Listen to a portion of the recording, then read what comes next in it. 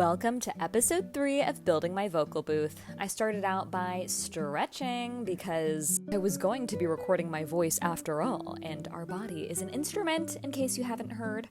I made my mushroom coffee, made my typical oats because I'm broke, and then I found the ripest banana, like the perfect ripeness of a banana. You know what I'm saying? When it's got like some spots like that. Anyways, I made my brekkie while I thought about how I could possibly add voiceover gigs into my 9-to-5 lifestyle right now, just to have more money and live a little more creatively, you know? So if you saw my last 2 videos, I bought like 48 sound panels or something like that from Amazon, and I am using the last 12 of them in this video.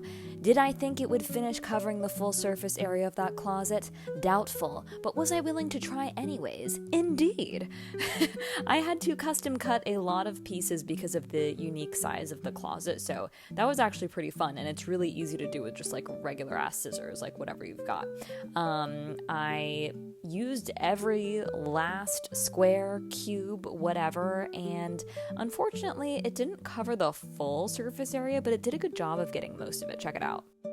Basically, from what you can see here, the ceiling, the shelf, and then the door surface area are all exposed still. So I was a little bit worried about that, but I was willing to try anyways because I was like, I came so far and it looks so good like this with my equipment all set up. So I was like, you know what, I might as well test it out because what if I'm a genius and it's actually perfect?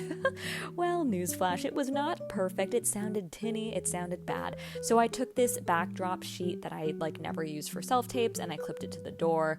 Then I took a blanket and some gaff tape and taped that to the ceiling. I took a towel and I put it on the shelf. I thought of every possible solution to dampen that sound because I needed to start recording auditions in here, and I recorded one earlier this week and it sounded like ass, okay? So here's the finished job. I was pretty proud of myself.